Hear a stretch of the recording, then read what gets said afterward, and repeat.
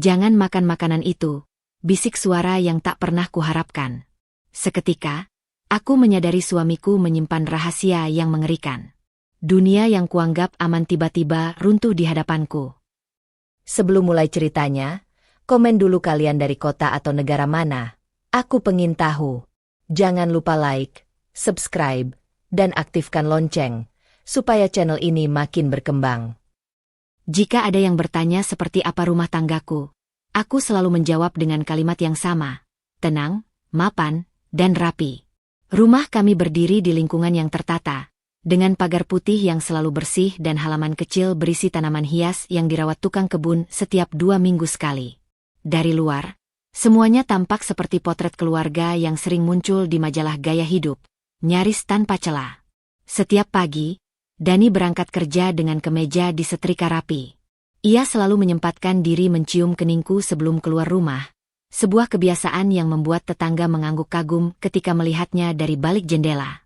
"Suamimu perhatian sekali," kata mereka. Aku tersenyum, mengiyakan, meski di dalam dada ada sesuatu yang tak pernah benar-benar bisa kugambarkan dengan kata-kata. Di hadapan orang lain, Dani adalah suami ideal. Tuturnya halus, senyumnya hangat, dan caranya memegang tanganku selalu tampak penuh kepedulian. Saat acara keluarga, ia sigap menuangkan minuman untukku, memotongkan daging, bahkan mengingatkan agar aku tidak terlalu lelah. Semua dilakukan di waktu yang tepat, seolah-olah telah dipelajari dengan cermat. Aku sering bertanya dalam hati, apakah perhatian memang selalu harus terasa sempurna seperti itu? Aku menjalani hari-hariku dengan rutinitas yang tertata. Bangun pagi, menyiapkan sarapan, merapikan rumah, lalu menghabiskan waktu dengan membaca atau mengurus hal-hal kecil yang sering luput dari perhatian orang lain. Dani menyukai keteraturan. Ia pernah berkata rumah adalah cerminan istri. Aku menganggapnya sebagai candaan, meski kalimat itu menempel lebih lama dari yang seharusnya. Saat sore tiba, kami biasanya duduk di ruang makan. Lampu gantung menyala temaram. Meja kayu panjang itu selalu tertata rapi dengan taplak bersih. Dani sering memuji masakanku di depan tamu, menyebutku istri yang pandai mengurus rumah. Aku tersenyum, menunduk sebentar, lalu melanjutkan makan. Ada kepuasan kecil saat dipuji, tentu saja, tetapi juga ada perasaan aneh yang tak bisa kujelaskan, seperti berdiri di panggung dengan naskah yang harus diikuti. Aku tidak pernah menganggap hidupku buruk. Justru sebaliknya. Semuanya berjalan terlalu lancar. Tidak ada pertengkaran berarti, tidak ada suara meninggi, tidak ada pintu dibanting. Jika kami berbeda pendapat, Dani selalu mengakhirinya dengan kalimat tenang dan senyum tipis. "Kita bicarakan lain kali," katanya. Dan lain kali itu sering tak pernah datang. Kadang, saat aku memperhatikannya dari kejauhan, ketika ia sedang menelepon rekan kerja atau membaca pesan di ponselnya, raut wajahnya berubah menjadi sesuatu yang asing. Tatapannya fokus, rahangnya mengeras sesaat, lalu kembali seperti semula begitu ia menyadari kehadiranku. Momen-momen kecil itu cepat berlalu, seakan hanya ilusi penglihatan. Aku pun meyakinkan diriku bahwa aku terlalu banyak berpikir. Dani selalu tahu apa yang harus dikatakan. Ia hafal kalimat yang membuat orang merasa nyaman. Kepada orang tuaku, ia bersikap penuh hormat. Kepada tetangga, ia ramah tanpa berlebihan. Kepadaku, ia penuh perhatian. Setidaknya itulah yang terlihat. Namun, perhatian itu sering datang dalam bentuk yang terukur, seperti daftar yang harus dipenuhi, bukan sesuatu yang mengalir begitu saja. Aku sering duduk sendirian di ruang keluarga setelah Dani tidur. Televisi mati, rumah sunyi, hanya suara jam dinding yang berdetak pelan. Di saat-saat seperti itu, aku bertanya pada diriku sendiri mengapa perasaan gelisah ini muncul tanpa sebab jelas. Tidak ada bukti, tidak ada kejadian besar. Hanya perasaan samar, seperti melihat bayangan bergerak di sudut mata. Beberapa hari terakhir, Dani tampak semakin sibuk. Ia sering pulang lebih larut, meski tetap memberi kabar dengan pesan singkat yang sopan. "Maaf pulang telat, ada rapat mendadak," tulisnya. Aku membalas dengan singkat pula, berusaha tidak menunjukkan apapun. Ketika ia akhirnya tiba di rumah, ia tetap tersenyum, tetap menanyakan hariku, tetap bersikap seolah tidak ada yang berubah. Namun, Aroma asing pada pakaiannya dan caranya segera menuju kamar mandi tanpa banyak bicara menimbulkan jeda kecil dalam pikiranku. Aku mencoba mengingat sejak kapan kegelisahan ini muncul. Tidak ada satu titik pasti. Ia datang perlahan, menumpuk dari hal-hal sepele. Tatapan yang terlalu cepat dialihkan, jeda sebelum menjawab pertanyaanku, atau caranya menyusun kata-kata yang terasa lebih hati-hati dari sebelumnya. Semua itu tidak cukup untuk disebut masalah, tetapi cukup untuk membuatku terjaga lebih lama di malam hari. Di luar rumah, kehidupan kami tetap dipandang sempurna. Orang-orang melihat kami sebagai pasangan yang serasi. Dani menikmati pandangan itu, dan aku ikut menjaga citra tersebut. Aku mengenakan peran yang diharapkan dariku, tanpa benar-benar tahu kapan aku mulai melakukannya dengan otomatis. Kadang aku bertanya, apakah aku benar-benar bahagia, atau hanya terbiasa terlihat bahagia? Pagi itu, saat aku menyiapkan sarapan dan mendengar langkah kaki Dani mendekat, aku merasakan sensasi aneh di perutku. Bukan takut, bukan cemas, lebih seperti intuisi yang belum menemukan bentuk. Dani memelukku dari belakang, mencium rambutku, lalu berkata dengan suara lembut, "Terima kasih sudah selalu ada buat aku." Aku tersenyum, seperti biasa. Namun kali ini, senyum itu terasa sedikit lebih berat. Aku menatap pantulan kami di permukaan lemari kaca. Sepasang suami istri yang tampak utuh, tanpa retak. Dari luar, rumah ini memang terlihat sempurna. Dan mungkin justru karena itulah aku mulai bertanya-tanya, apa yang sebenarnya tersembunyi di balik dinding-dindingnya. Perubahan itu tidak datang seperti petir di siang bolong. Ia hadir pelan, hampir sopan, seolah meminta izin untuk diperhatikan. Jika aku tidak cukup waspada, mungkin aku akan melewatinya begitu saja, menganggap semuanya sebagai bagian dari rutinitas yang wajar. Dani mulai sering memeriksa ponselnya di meja makan. Bukan dengan gerakan tergesa atau mencurigakan, melainkan dengan kebiasaan kecil yang konsisten.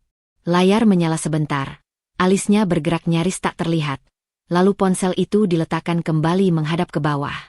Ia tetap menatapku, tetap tersenyum, tetap bertanya apakah masakanku sudah pas asin atau belum. Semuanya tampak normal, hanya saja ada jeda singkat sebelum ia menjawab pertanyaanku, jeda yang sebelumnya tidak pernah ada. Aku tidak menegurnya. Aku hanya menyimpannya di sudut ingatan, seperti catatan kecil yang mungkin berguna atau mungkin juga tidak berarti apa-apa. Beberapa hari kemudian, ia mulai pulang lebih larut dari biasanya. Pesan singkat selalu datang tepat waktu. Bahasanya rapi dan penuh perhatian. Tidak ada satu kata pun yang terdengar ceroboh. Justru karena itulah aku merasa aneh. Dani biasanya tidak pernah terlalu berhati-hati dalam menyusun kata, terutama kepadaku.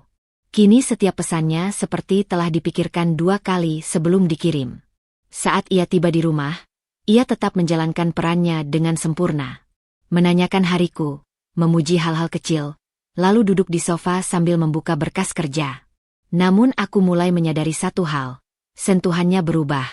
Masih ada, masih hangat, tapi terasa lebih singkat, seperti kewajiban yang harus segera diselesaikan. Aku tidak ingin menuduh tanpa dasar. Aku tahu betul betapa mudahnya pikiran seseorang berlari terlalu jauh. Jadi aku memilih cara yang paling aman, mengamati.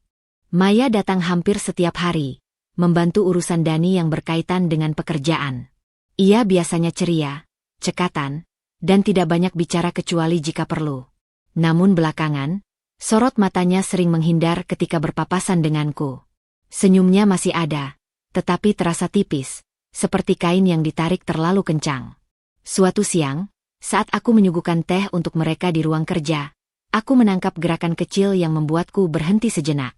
Maya menerima cangkir itu dengan tangan sedikit gemetar. Ia buru-buru mengucapkan terima kasih, lalu menunduk terlalu lama. Dani tidak menyadarinya, atau mungkin memilih tidak. Ada yang salah? Tanyaku ringan, seolah hanya basa-basi. Maya menggeleng cepat. Tidak, Bu. Saya hanya kurang tidur. Jawabannya terdengar wajar. Aku mengangguk dan tidak bertanya lebih jauh. Namun saat aku melangkah keluar ruangan, aku merasakan tatapannya menempel di punggungku, berat dan penuh sesuatu yang belum terucap. Hari-hari berikutnya dipenuhi detail-detail kecil yang terus bertambah. Dani mulai mengunci pintu ruang kerjanya ketika menelepon. Ia berkata itu demi privasi klien. Alasan yang masuk akal. Ia juga mulai mengatur ulang jadwal makan malam, terkadang meminta agar makan lebih malam, terkadang menyuruhku makan lebih dulu. Tidak pernah dengan nada kasar, selalu dengan suara lembut yang sama. Aku tidak langsung merasa terancam. Yang kurasakan adalah jarak yang perlahan terbentuk, seperti celah tipis di dinding yang awalnya tak terlihat, tetapi semakin lama semakin jelas jika diperhatikan dari sudut tertentu. Maya semakin jarang menatap mataku. Jika Dani memintanya mengambil sesuatu, ia melakukannya dengan cepat, hampir terburu-buru, lalu segera menjauh. Pernah suatu kali, ketika Dani keluar ruangan untuk menjawab telepon, Maya terlihat menarik napas panjang, seolah baru saja menahan sesuatu terlalu lama. Begitu Dani kembali, wajahnya kembali terkunci rapi. Aku mulai mencatat semuanya dalam diam. Bukan di buku, bukan di ponsel, melainkan di kepalaku sendiri. Aku tidak ingin membuat kesimpulan. Aku hanya ingin memastikan bahwa apa yang kurasakan bukan sekadar hasil imajinasi. Suatu malam, saat kami duduk berhadapan di meja makan, Dani bercerita tentang rencana kerja barunya. Ia berbicara panjang lebar, menjelaskan dengan detail yang biasanya hanya ia bagikan kepada rekan terdekat. Aku mendengarkan dengan saksama, mengangguk di waktu yang tepat. Namun di sela ceritanya, ia salah menyebutkan satu hal kecil, nama klien yang seharusnya belum ia tangani minggu ini. Kesalahan kecil. Bisa saja ia lupa. Tetapi aku melihatnya berhenti sepersekian detik setelah menyebut nama itu, lalu melanjutkan ceritanya dengan lancar, seolah tidak ada yang terjadi. Aku tidak mengoreksi. Aku hanya mencatat. Setelah makan malam, aku membereskan meja sementara Dani menuju ruang kerja. Dari dapur, aku mendengar suara pintu tertutup dan terkunci. Bunyi itu tidak keras, tetapi cukup jelas. Aku berdiri sejenak, memegang piring kotor, lalu melanjutkan pekerjaanku seperti biasa. Malam itu, aku kembali duduk sendirian di ruang keluarga. Jam dinding berdetak dengan ritme yang sama, tetapi rasanya lebih nyaring. Aku menyadari satu hal yang selama ini luput. Aku tidak lagi merasa benar-benar tenang di rumahku sendiri. Bukan karena pertengkaran, bukan karena kata-kata menyakitkan, melainkan karena terlalu banyak hal yang tidak dikatakan. Ketika Dani akhirnya keluar dari ruang kerja dan mengucapkan selamat malam, aku membalas dengan senyum yang sama seperti biasanya. Ia mencium keningku, sedikit lebih cepat dari biasanya, lalu masuk ke kamar. Aku mematikan lampu ruang keluarga dan mengikuti langkahnya, membawa serta semua catatan kecil yang belum memiliki makna jelas. Retakan itu masih halus, nyaris tak terlihat. Tetapi aku tahu, sesuatu yang retak tidak pernah kembali utuh dengan sendirinya. Dan untuk pertama kalinya, aku memilih untuk tidak menutup mata. Pagi itu berjalan seperti pagi-pagi sebelumnya. Matahari masuk melalui celah tirai dapur, memantul di permukaan meja yang baru saja kubersihkan. Aku menyiapkan sarapan dengan gerakan otomatis, memotong, menumis, mencicipi sedikit bumbu. Semua terasa biasa, terlalu biasa, hingga aku mendengar langkah kaki di belakangku yang bukan milik Dani. Maya berdiri di ambang pintu dapur. Rambutnya diikat rapi, seragamnya tampak sama seperti biasanya, tetapi wajahnya pucat. Ia tidak langsung bicara. Hanya berdiri di sana, seolah menunggu waktu yang tepat atau mungkin menunggu keberanian yang belum sepenuhnya terkumpul. Pagi, kataku ringan, tanpa menoleh. Pagi, Bu, jawabnya pelan. Suaranya lebih rendah dari biasanya.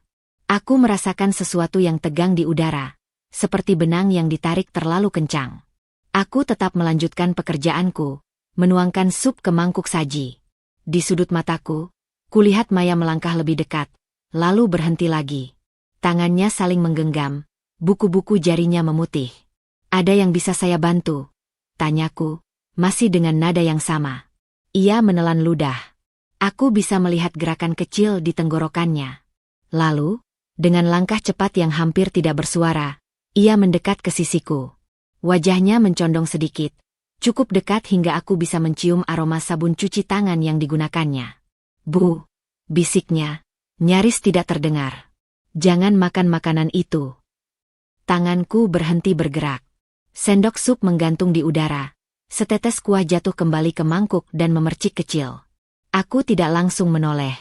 Detik-detik berlalu dengan lambat, seperti jam dinding yang tiba-tiba kehilangan ritmenya. Apa maksudmu? Tanyaku pelan, tetap menatap ke depan.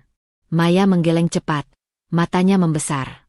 Saya tidak bisa jelaskan sekarang. Napasnya tersengal, seolah kata-kata itu sendiri terlalu berat untuk dikeluarkan. Tolong, Bu. Jangan. Langkah kaki terdengar dari arah lorong. Dani. Maya langsung mundur.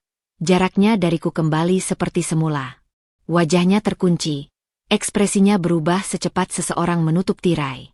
Aku mengambil napas dalam-dalam, memaksa tanganku bergerak lagi. Dani masuk ke dapur dengan senyum santainya.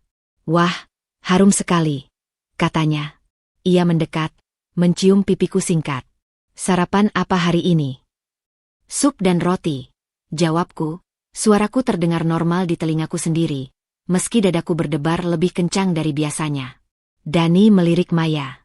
Kamu kelihatan pucat. Kurang enak badan. Tidak, Pak, jawab Maya cepat. Saya baik-baik saja. Aku menyajikan makanan ke meja makan. Setiap langkah terasa lebih berat dari sebelumnya. Kalimat Maya terus berputar di kepalaku, bergema tanpa henti. Jangan makan makanan itu. Kata-kata sederhana, tetapi syarat dengan kemungkinan yang membuat tengkukku meremang. Kami duduk berhadapan. Dani mengambil sendoknya, meniup sup perlahan sebelum mencicipi. Aku menirunya, mengangkat sendokku, tetapi tanganku berhenti beberapa sentimeter dari bibir. Aku tersenyum kecil, berpura-pura meniup sup yang masih panas. Kenapa? Tanya Dani, alisnya terangkat sedikit. Masih panas, kataku ringan. Aku meletakkan sendok kembali, mengambil roti, dan menggigitnya kecil. Gerakanku terasa canggung, tetapi Dani tidak tampak curiga. Ia kembali fokus pada makanannya, membicarakan rencana kerjanya hari itu dengan nada yang sama seperti biasanya. Aku mendengarkan sambil mengangguk. Dalam kepalaku, dua suara saling bertabrakan. Satu suara mengatakan ini tidak masuk akal. Mengapa Maya memperingatkanku tentang makanan? Apa alasannya? Suara lain, yang lebih pelan tetapi lebih keras dampaknya, mengingatkan bahwa ada terlalu banyak hal aneh belakangan ini untuk diabaikan begitu saja. Aku melirik sup di mangkukku. Warnanya sama seperti biasanya. Aromanya pun tidak berbeda. Tidak ada yang tampak ganjil. Jika aku menolak memakannya, itu akan menimbulkan pertanyaan. Jika aku memakannya, aku tidak tahu apa risikonya. Aku memilih jalan tengah yang paling aman, menunda. Aku kurang lapar, kataku akhirnya. Nanti saja. Dani menatapku sejenak, senyumnya tidak berubah. Kamu harus makan, katanya lembut. Nanti sakit. Iya, jawabku. Nanti. Setelah sarapan, Dani bersiap pergi. Ia berpamitan seperti biasa, mencium keningku, lalu melangkah keluar rumah.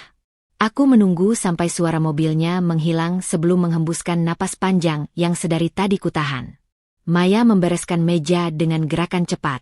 Aku memperhatikannya dari kejauhan. Bahunya tampak tegang, seolah ia siap lari kapan saja. Saat kami berpapasan di dapur, aku menghentikannya dengan satu kata. Maya. Ia menoleh, wajahnya cemas. Iya, Bu. Apa yang kamu maksud tadi? Tanyaku pelan, memastikan tidak ada orang lain yang bisa mendengar. Ia menggeleng lagi, kali ini lebih lambat. Saya belum bisa bicara banyak, katanya dengan suara bergetar. Tapi percayalah, Bu, tolong hati-hati. Aku ingin menekan lebih jauh, ingin menuntut penjelasan yang masuk akal. Namun aku melihat ketakutan yang nyata di matanya. Ketakutan yang tidak dibuat-buat. Aku mengangguk pelan. Baik, kataku singkat. Maya menunduk, lalu kembali bekerja. Aku berdiri sendirian di dapur, menatap mangkuk sup yang sudah dingin. Untuk pertama kalinya, makanan yang setiap hari kusiapkan dengan tanganku sendiri terasa asing. Aku membuang isinya ke wastafel, perlahan, memastikan tidak ada suara mencurigakan. Air mengalir, membawa pergi sup itu tanpa jejak. Dadaku terasa sesak, bukan karena tindakan itu sendiri, melainkan karena maknanya. Sesuatu telah berubah pagi ini. Bukan di luar, tetapi di dalam diriku. Aku belum tahu siapa yang harus kupercaya. Dani, suamiku, yang selama ini tampak sempurna. Atau Maya, yang ketakutannya terlalu nyata untuk diabaikan. Yang ku tahu hanya satu, mulai hari ini, aku tidak lagi bisa bersikap naif. Dan aku harus menyembunyikan itu dengan sangat rapi. Setelah pagi itu, ada jarak tipis yang tak terlihat namun terasa jelas di setiap gerakanku. Bukan jarak yang membuatku menjauh, melainkan jarak yang memaksaku memperhatikan. Aku tidak lagi menjalani hari dengan otomatis. Aku hadir sepenuhnya, mencatat, menimbang, dan menyimpan. Aku mulai dari hal-hal paling sederhana. Cara Dani meletakkan ponselnya, selalu dengan layar menghadap ke bawah, selalu dalam jangkauan tangannya. Nada suaranya ketika menerima telepon, lebih rendah, lebih singkat, seolah tak ingin kata-kata tertentu melayang terlalu jauh. Waktu yang ia habiskan di kamar mandi, sedikit lebih lama, dengan air mengalir yang konsisten, menutupi kemungkinan bunyi lain. Semua itu bisa dijelaskan secara masuk akal. Dan justru karena itulah aku tidak tergesa menilai. Aku memperhatikan jadwalnya. Ia berangkat di jam yang sama, pulang di jam yang berubah-ubah. Alasannya selalu rapi. Tidak pernah berlebihan. Tidak pernah bertele-tele. Jika aku bertanya, ia menjawab dengan senyum yang sama. Jika aku diam, ia tidak bertanya balik. Ada ritme baru dalam percakapan kami. Ritme yang lebih satu arah. Di meja makan, aku mengamati apa yang tidak disentuhnya. Dani jarang lagi mencicipi masakan sebelum menyendoknya ke piring. Ia makan dengan cepat, lalu berdiri lebih awal, meninggalkan piring yang setengah kosong. Masih ada kerjaan, katanya. Aku mengangguk. Menyimpan pengamatan itu seperti menyimpan kunci cadangan. Tidak dipakai sekarang, tetapi mungkin berguna nanti. Maya bergerak berbeda sejak pagi itu. Ia tidak lagi berlama-lama di satu ruangan jika aku ada. Namun ia juga tidak sepenuhnya menghindar. Kadang, ketika Dani tidak memperhatikan, ia memberiku isyarat kecil. Tatapan singkat yang bertahan setengah detik lebih lama. Alis yang terangkat hampir tak terlihat. Atau gerakan tangan yang ragu sebelum meletakkan sesuatu di meja. Tidak ada kata. Tidak perlu. Aku menangkap pesannya. Waspada. Suatu sore, aku sengaja mengubah kebiasaan kecil. Aku menyuguhkan minuman lebih awal dari biasanya. Dani berhenti bicara sepersekian detik ketika melihat gelas itu. Hanya sepersekian detik. Cukup cepat untuk luput jika aku tidak sedang memperhatikan. Ia tersenyum lagi, mengucapkan terima kasih, lalu memindahkan gelasnya ke sisi lain meja. Tidak diminum hingga beberapa menit kemudian. Aku mencatatnya tanpa reaksi. Aku juga mulai memperhatikan urusan rumah yang selama ini kuanggap sepele. Lemari obat yang kian sering tertata ulang. Tempat sampah dapur yang dibuang lebih sering, meski isinya tidak banyak. Bungkusan kecil tanpa label yang kulihat sekilas di tong sampah kamar mandi. Sudah basah, tak terbaca. Lalu hilang keesokan harinya. Aku tidak mengambilnya. Belum. Aku hanya memastikan aku melihatnya. Pada malam hari, ketika Dani tertidur lebih cepat dari biasanya, aku bangun pelan dan berjalan ke dapur. Tidak untuk mencari bukti, hanya untuk memastikan aku tahu letak semua hal. Rak bumbu, laci sendok, lemari pendingin. Aku menyentuh permukaan meja, dingin dan tenang. Rumah ini masih rumahku. Kataku pada diri sendiri. Aku perlu memastikan aku mengenalnya sebaik mungkin. Keesokan paginya, Maya menyajikan sarapan dengan gerakan yang terukur. Ia tidak menatapku ketika meletakkan piring di meja, tetapi aku melihat tangannya bergetar sedikit. Saat Dani berdiri untuk menerima telepon di teras, Maya menoleh ke arahku. Bibirnya bergerak tanpa suara. Jangan. Ia tidak menunjuk apapun, tetapi matanya melirik cepat ke satu arah. Lalu kembali netral ketika langkah Dani terdengar mendekat. Aku mengangguk tipis. Isyarat diterima. Aku tidak membuat keributan. Aku tetap duduk, tetap tersenyum, tetap memainkan peranku dengan rapi. Aku memilih untuk tidak makan, dengan alasan yang sama, tidak lapar. Dani mengangguk, kali ini tanpa komentar. Itu pun catatan. Hari-hari berikutnya, pola-pola itu menjadi lebih jelas. Bukan satu kejadian besar, melainkan rangkaian kecil yang saling menguatkan. Dani mulai mengatur sendiri apa yang ada di meja. Ia menawarkan bantuan dengan antusias yang terasa berlebihan. Ia memastikan semua terlihat normal. Dan justru karena itulah ada sesuatu yang terasa disusun. Aku memperhatikan caranya berbicara tentang masa depan. Lebih banyak tentang rencana, lebih sedikit tentang kita. Kata, aku, muncul lebih sering daripada kita. Ia menyebut angka-angka, bukan perasaan.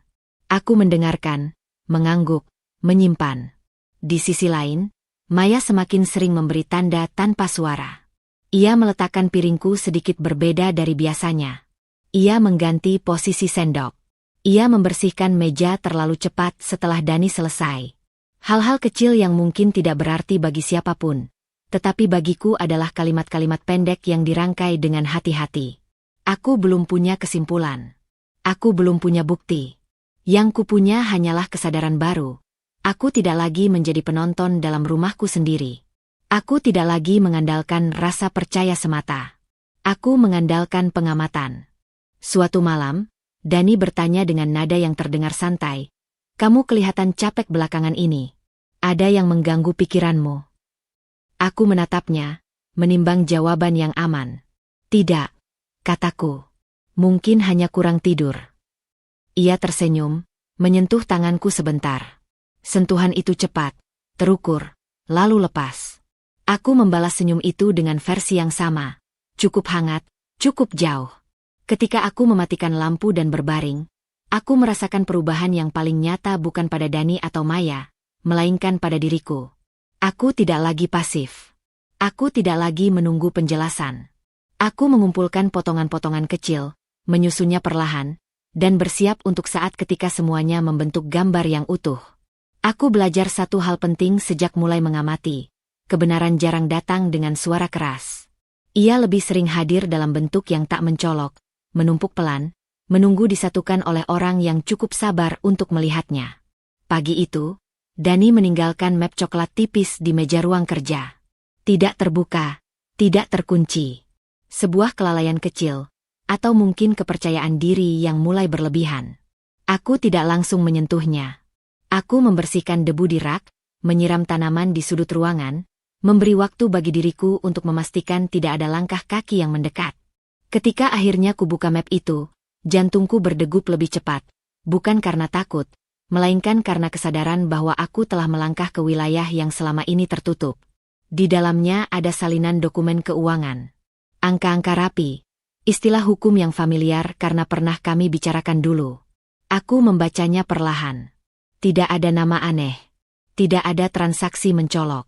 Namun ada pola. Pergeseran kepemilikan, catatan perencanaan, garis waktu yang disusun teliti.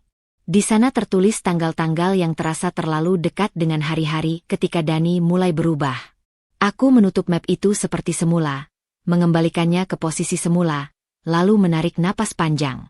Satu potongan kecil, ku simpan. Siang harinya, aku sengaja mengangkat topik yang tampak ringan. Kita jarang membicarakan rencana ke depan akhir-akhir ini, kataku sambil menyusun piring. Apa yang kamu pikirkan untuk beberapa bulan ke depan? Dani menjawab cepat. Terlalu cepat. Ia berbicara tentang pekerjaan, peluang, efisiensi. Kata-katanya terstruktur. Tetapi ada sesuatu yang hilang. Tidak ada aku di sana. Tidak ada rumah. Tidak ada kebersamaan. Aku tidak memotong. Aku hanya mengangguk, menimpali seperlunya. Saat ia berhenti, aku berkata pelan, kedengarannya sibuk. Ia tersenyum, lalu mengangguk. Ini demi masa depan. Masa depan siapa? Pertanyaanku yang tidak terucap. Sore itu, Maya kembali dengan wajah yang lebih pucat dari biasanya. Ia bergerak cepat, menghindari tatapanku. Tetapi saat ia meletakkan segelas air di dekatku, jemarinya berhenti sesaat di tepi meja.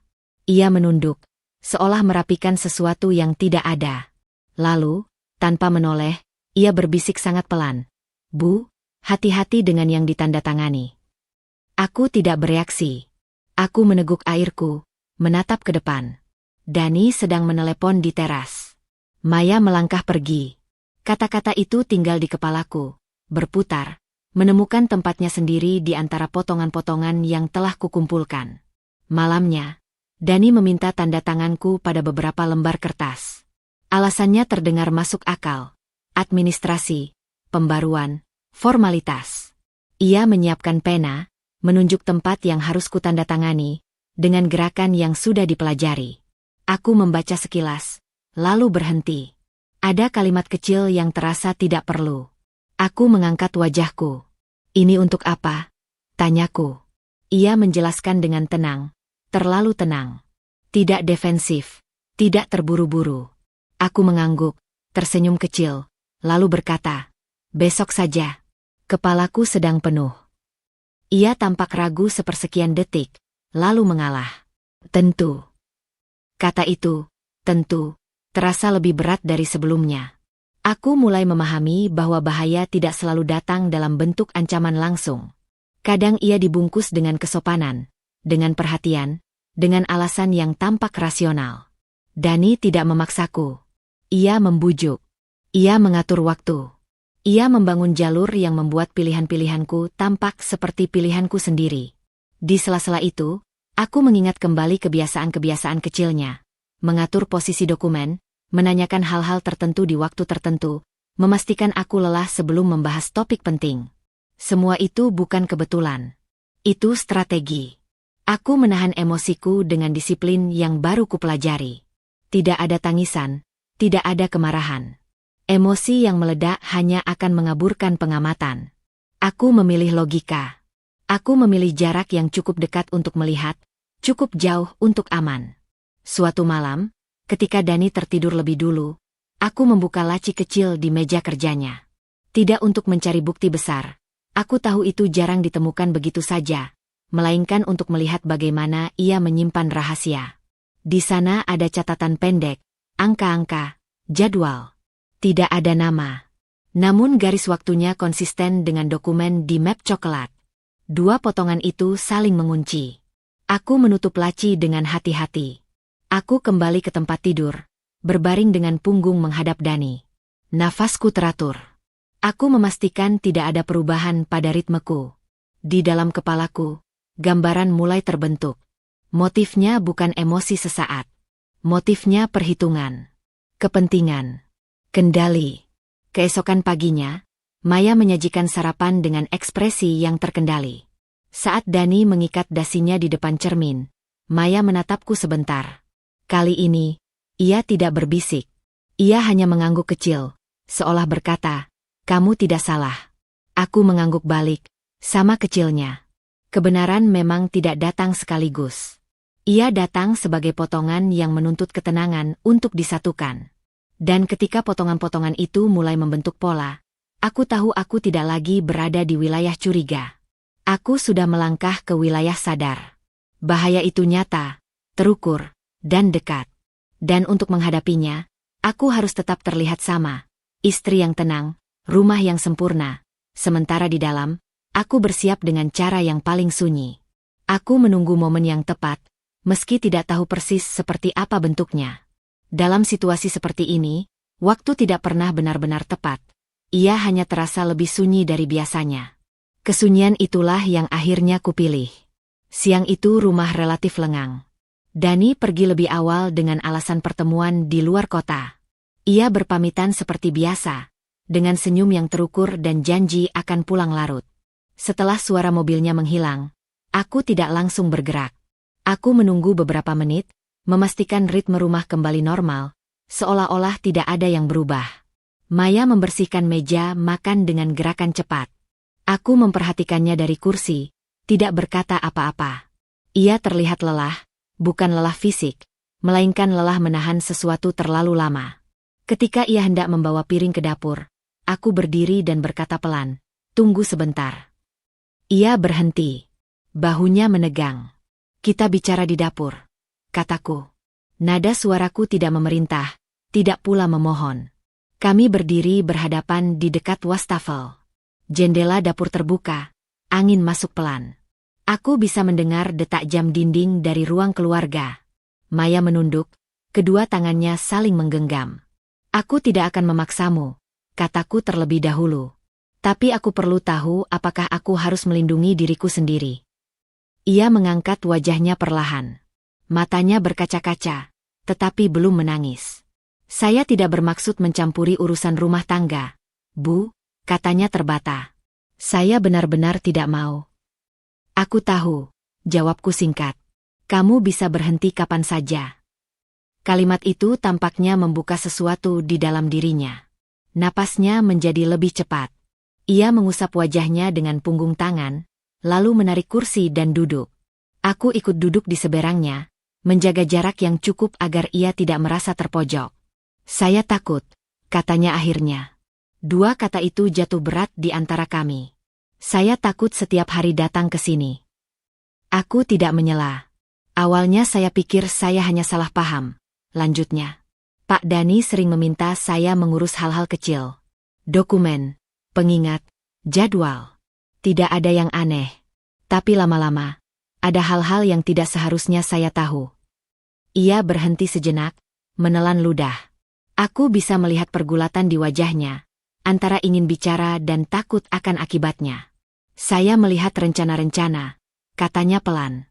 Bukan rencana kerja biasa. Ada perhitungan yang melibatkan ibu. Harta. Waktu. Saya tidak tahu semuanya, tapi saya tahu cukup banyak untuk membuat saya tidak bisa tidur. Dadaku mengencang, tetapi aku menjaga wajahku tetap netral. Aku tidak ingin reaksiku menghentikannya. Kenapa kamu tidak pergi? Tanyaku, bukan untuk menguji, melainkan untuk memahami. Ia tertawa kecil tanpa humor. Saya butuh pekerjaan ini. Dan, saya sudah terlibat. Air mata akhirnya jatuh, satu persatu. Saya merasa bersalah, Bu. Saya diam terlalu lama. Aku menggeser kursiku sedikit lebih dekat. Kamu melakukan yang bisa kamu lakukan, kataku. Kamu memperingatkanku. Ia mengangguk, menangis dalam diam. Saya takut kalau saya bicara terlalu banyak, saya akan membuat keadaan lebih buruk. Aku memahami ketakutan itu. Ketakutan yang sama yang selama ini membuatku memilih diam dan mengamati. Aku meletakkan tanganku di atas meja, telapak terbuka, tidak menyentuhnya, tetapi cukup dekat. Aku tidak meminta kamu membuktikan apapun, kataku. Aku hanya perlu tahu kapan harus berhenti mempercayai keadaan yang terlihat baik-baik saja. Ia mengangkat wajahnya. Tatapan kami bertemu. Ada kejujuran yang rapuh di sana, dan sesuatu yang lain, kelegaan karena akhirnya tidak sendirian. Ada hal yang paling membuat saya takut, katanya. Bukan dokumen. Bukan rencana. Ia menghela napas. Cara Pak Dani memastikan semuanya terlihat normal. Seolah-olah tidak ada yang perlu dicurigai. Aku mengangguk pelan. Aku merasakannya juga. Itu pertama kalinya aku mengakui perasaanku pada orang lain. Kata-kata itu tidak panjang, tetapi cukup untuk membangun jembatan di antara kami. Kami tidak membahas detail teknis.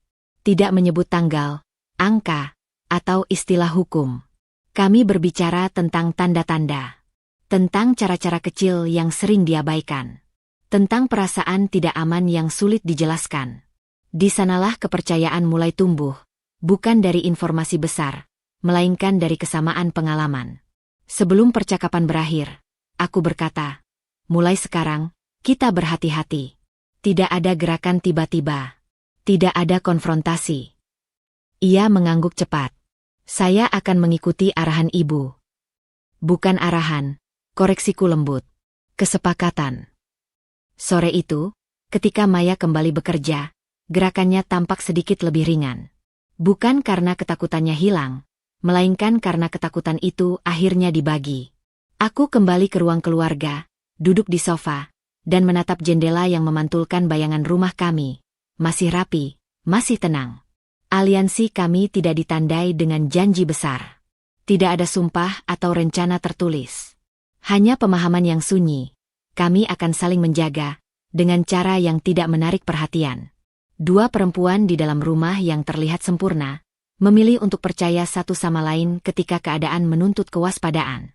Dan untuk pertama kalinya sejak kecurigaan itu muncul, aku merasa tidak sepenuhnya sendirian. Setelah percakapan itu, aku tahu satu hal dengan pasti, aku tidak bisa lagi menghindar. Menolak terus-menerus hanya akan menimbulkan kecurigaan. Dani terlalu cermat untuk tidak menyadari pola. Maka aku memilih jalan yang lebih berbahaya. sekaligus lebih aman, aku akan tetap terlihat patuh. Pagi itu, aku bangun lebih awal dari biasanya. Aku menyiapkan sarapan dengan gerakan yang sama seperti hari-hari sebelumnya. Tidak ada perubahan menu, tidak ada improvisasi. Aku ingin semuanya tampak konsisten. Maya membantuku dalam diam. Kami tidak saling menatap terlalu lama, tetapi aku merasakan sinkronisasi yang halus, seperti dua orang yang berjalan di lantai gelap dengan langkah yang telah disepakati. Dani turun dengan wajah segar. Ia tampak puas, entah karena tidur nyenyak atau karena keyakinan yang kian menguat.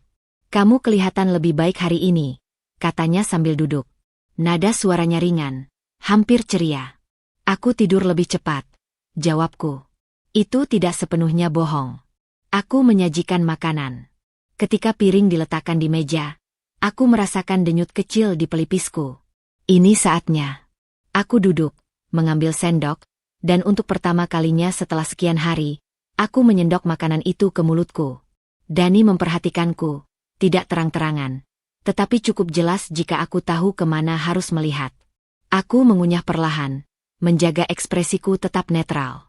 Rasa itu biasa, tidak ada yang aneh. Aku menelan ludahku sendiri, bukan makanan. Trik sederhana yang membutuhkan latihan, menyimpan makanan di pipi, menunggu momen tepat, lalu menyesap air untuk menggesernya kembali. Aku mengambil napkin, berpura-pura mengusap sudut bibir, lalu menurunkannya bersama sisa makanan yang tidak pernah kutelan. Dani tersenyum. Senyum yang berbeda dari biasanya, lebih lebar, lebih lega. Ia ikut makan dengan tenang, lalu mulai bercerita tentang pekerjaannya, tentang rencana-rencana yang terdengar optimistis. Aku menimpali seperlunya, memastikan ritme percakapan tetap mengalir. Di dalam kepalaku, aku menghitung waktu, gerakan, dan kemungkinan. "Bagus kamu sudah makan," katanya. "Aku khawatir kamu terlalu banyak pikiran." "Aku juga," jawabku. Dan untuk pertama kalinya, kata-kata itu mengandung dua makna. Setelah sarapan, Dani bersiap pergi. Ia tampak lebih ringan saat melangkah keluar rumah. Aku berdiri di depan pintu, melambaikan tangan dengan senyum yang telah kulatih. Ketika mobilnya menghilang di tikungan, kakiku terasa sedikit lemas. Aku tidak duduk. Aku langsung bergerak. Maya sudah menunggu di dapur. Ia menatapku, mencari tanda. Aku mengangguk kecil. Ia mengerti. Kami bekerja cepat dan senyap. Aku mengambil piringku, mengikis sisa-sisa makanan ke dalam wadah kecil yang telah disiapkan Maya. Tidak ada label.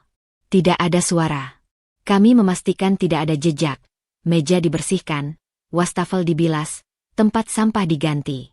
Semua kembali seperti semula. "Ini cukup," bisik Maya. "Untuk awal," jawabku. Aku menutup wadah itu rapat-rapat, lalu menyimpannya di tempat yang tidak akan dicari siapapun, di balik tumpukan barang lama yang jarang disentuh. Aku tidak tahu apa yang akan kulakukan dengan itu nanti. Aku hanya tahu aku perlu menyimpannya. Hari itu berlalu dengan tenang. Dani mengirim pesan yang lebih ramah dari biasanya. Ia menanyakan kabarku, mengingatkanku untuk beristirahat.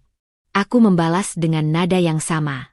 Aku membiarkannya merasa aman. Rasa aman adalah penutup mata yang paling efektif. Sore hari, aku kembali melakukan hal yang sama. Aku makan. Aku mengunyah. Aku tidak menelan. Setiap kali, Dani terlihat semakin yakin. Ia mulai mengendurkan kewaspadaannya, berbicara lebih bebas, tertawa lebih sering. Ada kepuasan yang samar di wajahnya, seperti seseorang yang percaya rencananya berjalan sesuai garis. Aku mencatat semuanya. Bukan dengan tulisan, melainkan dengan urutan di kepalaku. Jam berapa ia mengamati. Jam berapa ia berhenti peduli. Perubahan kecil pada nadanya. Cara ia memandang piringku, lalu mengalihkan pandangan ketika aku selesai. Maya tetap memainkan perannya dengan hati-hati. Ia tidak pernah melakukan gerakan mencolok. Namun ada satu kebiasaan kecil yang kami sepakati. Setiap kali ada sesuatu yang perlu diamankan, ia akan meletakkan sendok dengan posisi terbalik. Isyarat tanpa kata. Aku akan mengangguk, dan kami tahu apa yang harus dilakukan. Malam itu, ketika Dani tertidur lebih cepat dari biasanya, aku duduk di tepi ranjang, menatap wajahnya dalam cahaya redup. Tidak ada tanda-tanda bahaya di sana. Wajah itu tenang, bahkan tampak penuh perhatian. Jika aku tidak tahu apa yang kutahu sekarang, mungkin aku akan merasa bersalah karena curiga. Aku kembali ke dapur, mengambil wadah kecil yang telah kami simpan hari itu. Aku memegangnya sebentar, merasakan dinginnya plastik di telapak tanganku. Bukti pertama tidak selalu harus besar. Yang penting, ia nyata dan berada di tanganku. Aku menyimpannya kembali, lebih dalam, lebih aman. Lalu aku mematikan lampu dan kembali ke kamar. Nafasku teratur. Detak jantungku melambat. Aku berhasil melewati hari ini tanpa membuka kartu apapun. Aku tahu permainan ini berbahaya. Aku tahu setiap langkah harus diukur. Tetapi aku juga tahu satu hal lain. Kendali bukan hanya milik orang yang menyusun rencana paling awal. Kendali juga milik orang yang mampu berpura-pura paling lama.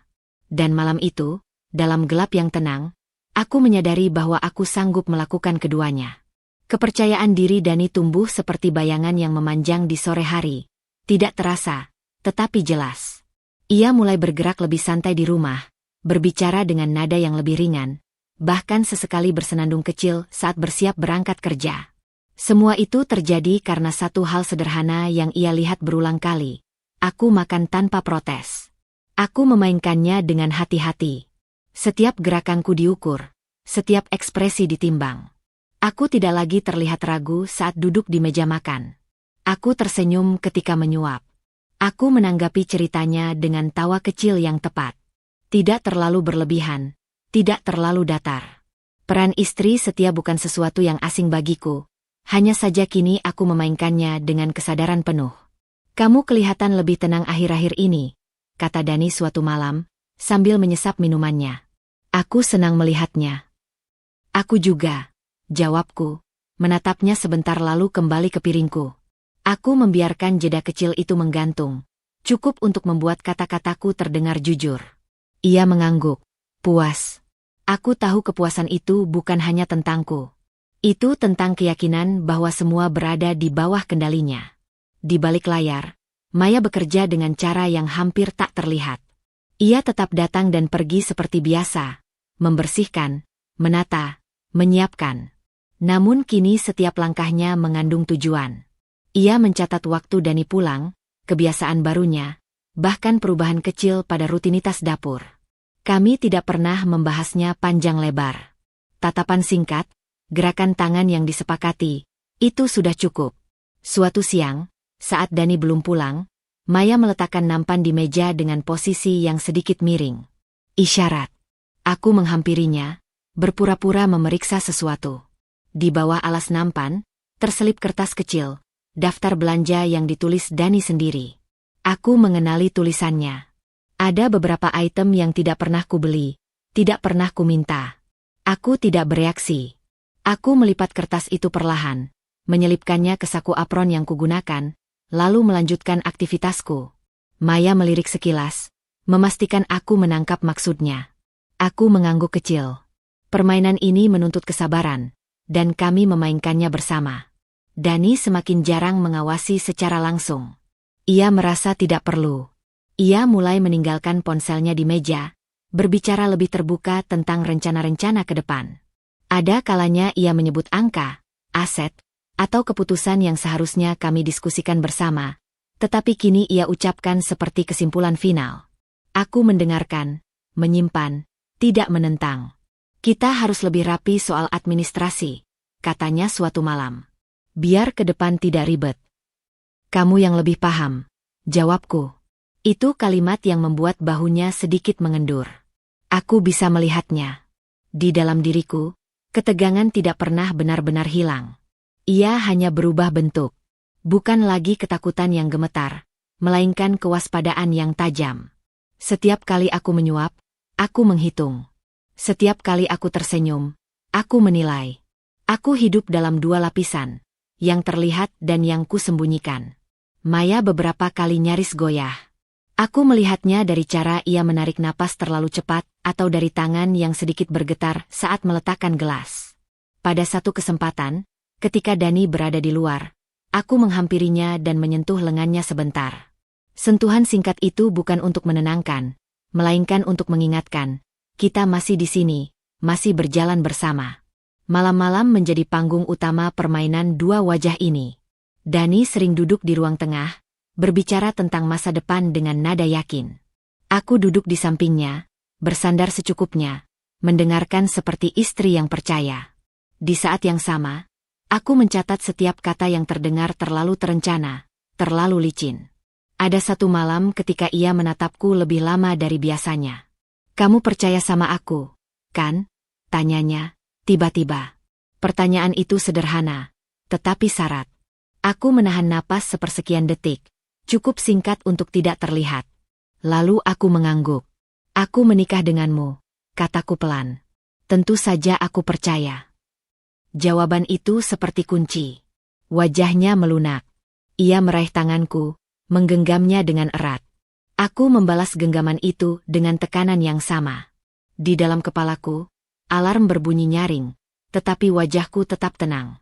Setelah ia tertidur, aku melepaskan tanganku perlahan. Aku bangun, berjalan ke dapur, dan berdiri dalam gelap beberapa saat. Nafasku teratur, pikiranku bekerja.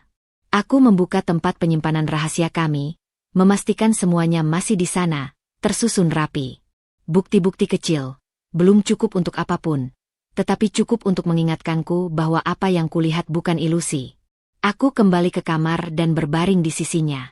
Wajah Dani terlihat damai, yakin bahwa permainan ini telah dimenangkannya. Aku menatap langit-langit, merasakan denyut halus di pelipisku yang kini sudah kukenal.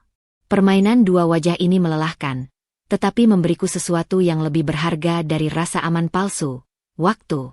Dan selama aku masih punya waktu, aku masih punya pilihan. Kepercayaan diri Dani mencapai titik yang membuatnya ceroboh. Itu tidak terjadi sekaligus, melainkan melalui kebiasaan kecil yang ia lepaskan satu persatu, kata sandi yang tidak lagi ia sembunyikan, dokumen yang ia tinggalkan di meja kerja, percakapan telepon yang ia lakukan tanpa menutup pintu.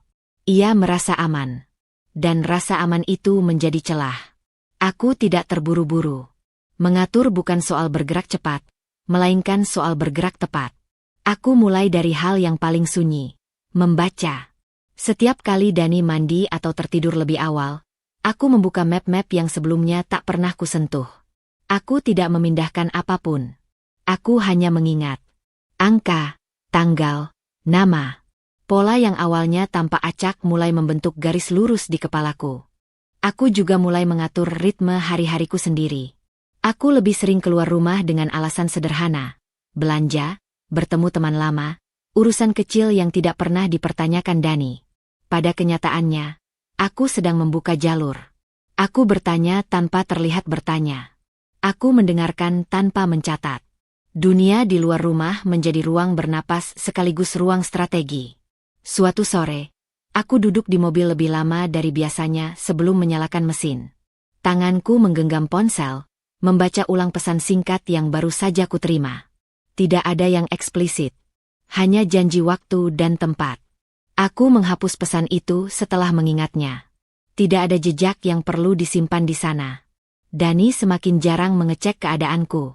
Ia pulang dengan cerita tentang pekerjaannya, tentang rencana besar yang katanya akan menguntungkan kami. Aku mengangguk, memberi komentar singkat yang membuatnya merasa didukung. Dalam hati, aku menimbang setiap kalimatnya dengan apa yang sudah kuketahui. Ada perbedaan kecil antara cerita dan kenyataan. Perbedaan itu cukup untuk membuatku yakin bahwa aku tidak salah membaca situasi. Maya tetap menjadi bagian penting dari pergerakanku. Ia tidak bertanya detail, dan aku tidak memberi detail. Namun kami berbagi kesadaran yang sama. Setiap hari Dani lengah sedikit lebih lama. Pada satu kesempatan, Maya menyerahkan amplop tipis saat kami sendirian di dapur. Tidak ada kata. Aku menerimanya, menyelipkannya ke tas tanpa membuka. Aku tahu isinya bukan sesuatu yang harus kubaca di sana. Malam hari menjadi waktu favoritku untuk menyusun ulang kepingan. Dani sering tertidur lebih dulu, kelelahan oleh keyakinannya sendiri. Aku duduk di ruang tamu dengan lampu redup, membuka catatan kecil yang kusimpan di tempat aman. Bukan catatan panjang, hanya poin-poin singkat yang saling terhubung. Aku tidak menulis emosi. Aku menulis fakta.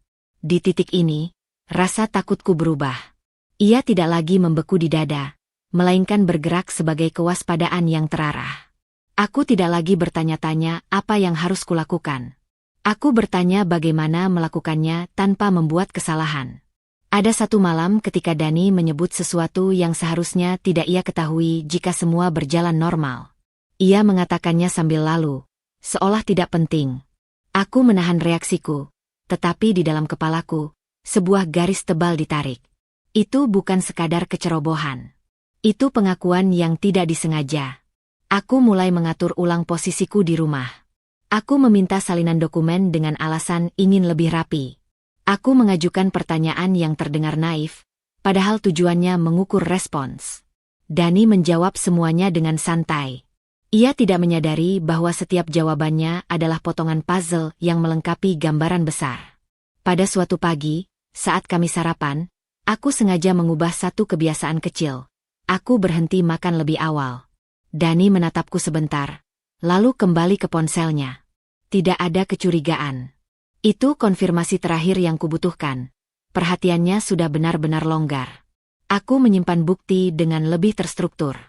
Tidak lagi sekadar wadah tersembunyi, tetapi urutan yang masuk akal. Aku memisahkan apa yang perlu disimpan dan apa yang perlu diketahui orang lain pada waktunya. Aku tidak merasa terburu-buru untuk bertindak. Mengatur berarti menunggu momen yang tidak bisa dibantah. Maya sekali waktu menatapku dengan raut khawatir. Aku membalasnya dengan senyum tipis. Bukan senyum palsu, melainkan sinyal bahwa arah kami sudah jelas. Ia mengangguk, seperti orang yang akhirnya tahu bahwa berdiri di sisiku bukan keputusan yang sia-sia. Ketika Dani berbicara tentang masa depan malam itu, aku mendengarkan dengan kepala sedikit miring, seperti seseorang yang mempertimbangkan. Ia tidak tahu bahwa masa depan yang ia bayangkan sudah tidak lagi berada di tangannya. Aku tidak merebutnya dengan kekerasan atau amarah. Aku mengambilnya dengan ketelitian. Aku berbaring di sampingnya saat ia tertidur, menatap wajah yang kini terlihat asing. Tidak ada kebencian yang membakar. Hanya jarak yang dingin dan keputusan yang mantap. Untuk pertama kalinya sejak semua ini dimulai, aku merasa berada di depan, bukan di belakang. Dan dalam keheningan kamar itu, aku tahu, permainan telah berbalik arah. Kendali tidak berpindah dengan suara keras. Ia berpindah saat satu pihak berhenti curiga dan pihak lain mulai mengatur. Perubahan pada Dani tidak datang sebagai ledakan, melainkan sebagai kebocoran kecil yang terus melebar. Nada bicaranya mulai naik pada hal-hal sepele. Gerakannya menjadi lebih cepat, kurang sabar. Ia masih berusaha mempertahankan citra yang sama, tetapi topeng itu tak lagi menempel rapi di wajahnya. Aku melihatnya pertama kali saat pagi hari. Aku menjatuhkan sendok secara tidak sengaja. Suara kecil itu membuatnya menoleh tajam. "Kamu kenapa sih akhir-akhir ini ceroboh?" katanya, terlalu keras untuk sebuah kecelakaan sederhana. Ia langsung terdiam setelahnya, seolah baru menyadari nadanya sendiri. "Maaf," jawabku singkat. Aku memungut sendok itu dan melanjutkan sarapan. Aku tidak menantangnya. Aku tidak menjelaskan. Ketegangan kecil itu menguap, tetapi bekasnya tertinggal. Dani menjadi lebih sering mengajukan pertanyaan yang sebenarnya tidak membutuhkan jawaban. "Kamu kemana tadi? Ngapain lama banget di luar? Siapa yang kamu temui?"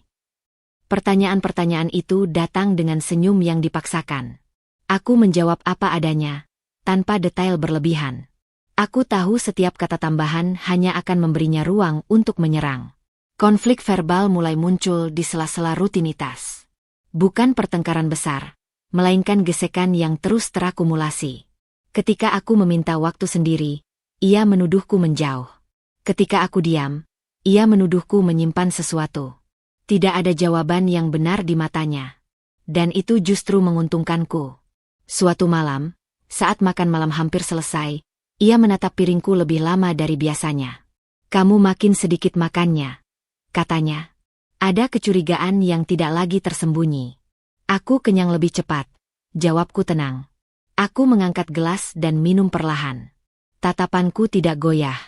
Aku membiarkannya melihat ketenanganku, karena itu yang paling mengganggunya.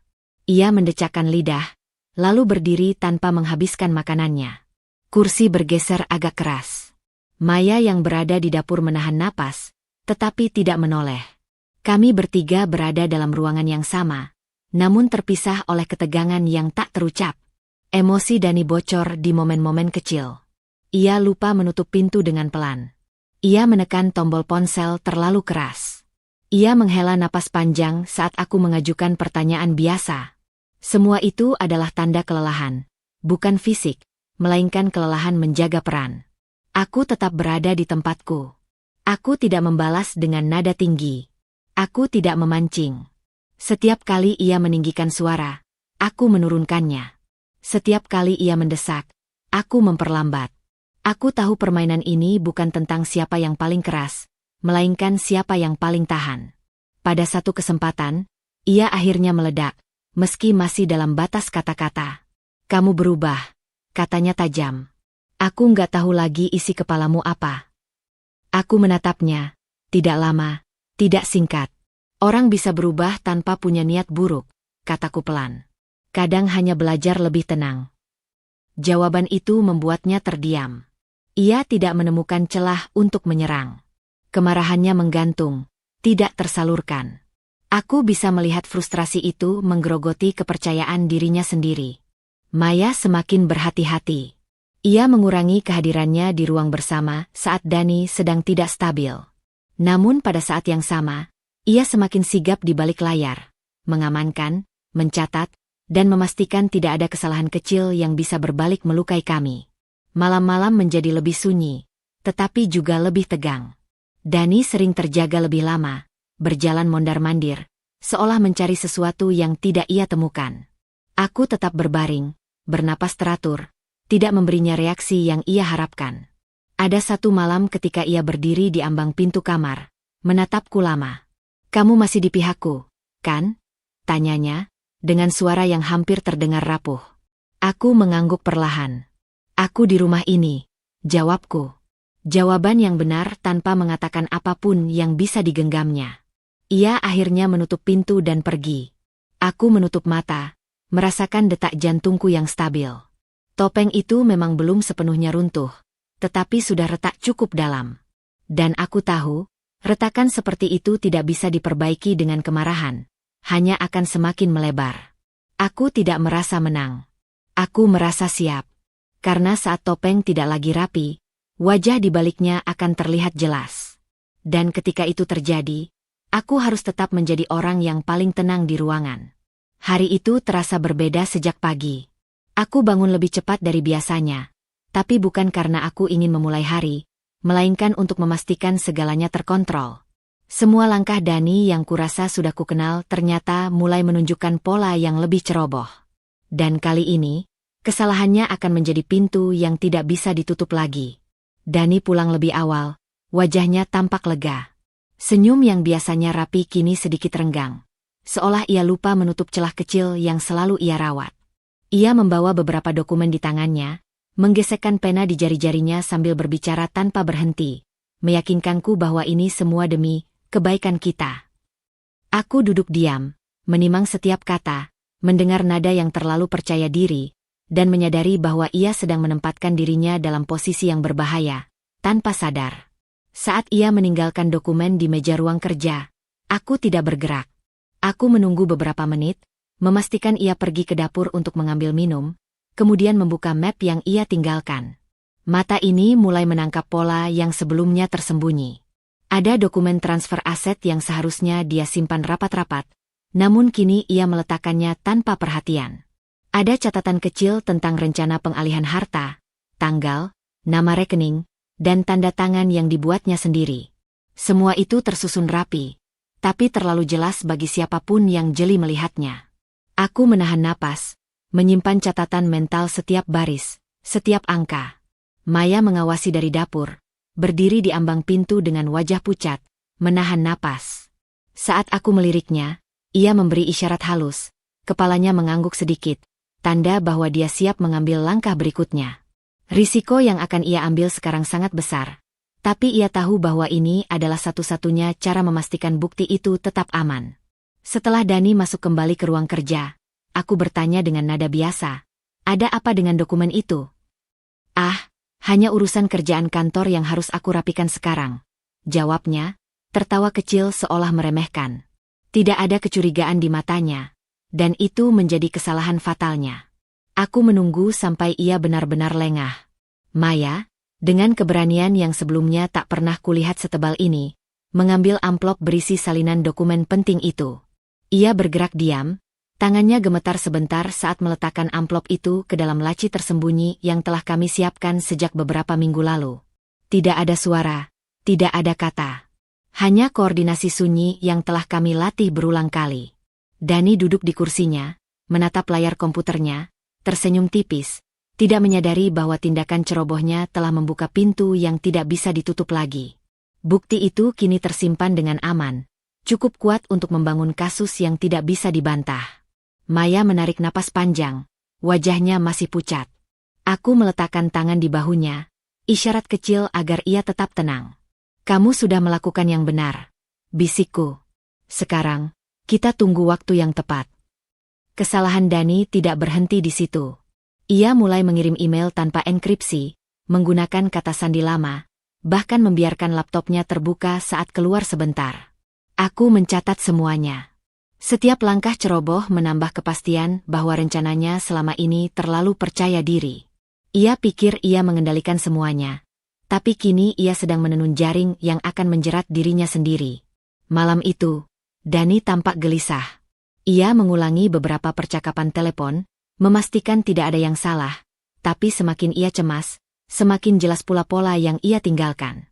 Aku tetap tenang, duduk di sofa, mencatat dalam hati, mengingat semua hal yang bisa digunakan nanti. Maya tetap di sisi lain rumah, memeriksa keamanan bukti, memastikan tidak ada yang bisa dihapus atau diubah. Kesalahan fatal Dani adalah kombinasi dari kepercayaan diri yang berlebihan dan ketidakmampuannya membaca situasi. Ia merasa aman karena topengnya tampak rapi, karena aku terlihat pasif, karena Maya hanya bekerja diam-diam. Semua itu membuatnya lengah pada detail yang paling penting. Dan detail itulah yang menjadi titik tidak bisa kembali. Saat aku menutup map itu di laci tersembunyi, aku menyadari satu hal, tidak ada jalan mundur. Keputusan yang kami ambil hari ini telah menempatkan kami pada posisi yang tak bisa diubah. Setiap langkah Dani sejak pagi telah menyiapkan bukti, setiap gerakannya telah memperkuat posisi kami. Sekarang hanya tersisa waktu untuk merencanakan langkah berikutnya dengan tepat. Aku berdiri, menatap rumah yang tampak tenang di luar jendela. Di dalam, segalanya tidak lagi sama. Dani mungkin masih merasa ia menguasai situasi, tapi kenyataannya kendali telah bergeser, meski ia belum menyadarinya. Maya, meski takut, telah menunjukkan keberanian yang membuat kami siap melangkah lebih jauh. Dan aku merasa lebih siap daripada sebelumnya, karena kali ini aku tahu, kesalahan yang tidak bisa ditarik telah terjadi. Hari itu menandai batas baru. Tidak ada lagi titik balik, tidak ada lagi jalan mundur. Setiap gerak Dani selanjutnya hanya akan menambah bukti, memperjelas motif, dan memperkuat posisi kami. Titik yang tidak bisa kembali telah tercapai. Dan dalam keheningan rumah yang tampak sempurna itu, aku merasa dingin, fokus, dan sepenuhnya siap. Pagi itu terasa berat, tetapi aku melangkah dengan tenang. Rumah yang selama ini tampak damai kini menjadi panggung terakhir dari permainan panjang yang kami mainkan. Setiap gerakan Dani, setiap kata yang ia ucapkan, kini menjadi bagian dari bukti yang akan menguatkan posisiku. Proses hukum telah dimulai, dan aku harus tetap berdiri tegak. Dani tampak lebih gelisah dari biasanya.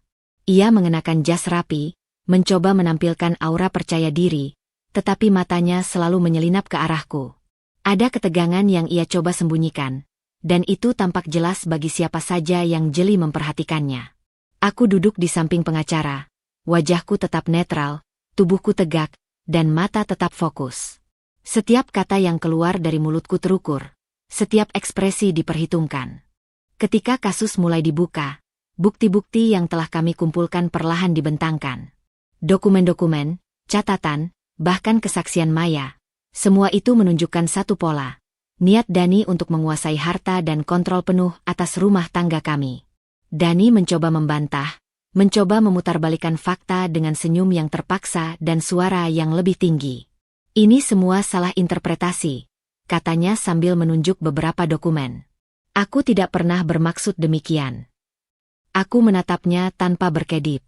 Setiap gerakan bibirnya, setiap nada suaranya yang naik, semakin menegaskan keretakan yang selama ini kusembunyikan di balik senyum tenang.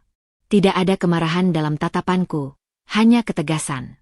Aku tahu fakta-fakta ini tidak bisa diputar kembali. Pengacaraku mulai membacakan kronologi kejadian. Bagaimana Dani secara sistematis menyiapkan rencana, bagaimana Maya sebagai saksi awal memperingatkan, dan bagaimana aku mengamati serta mendokumentasikan semuanya secara cermat.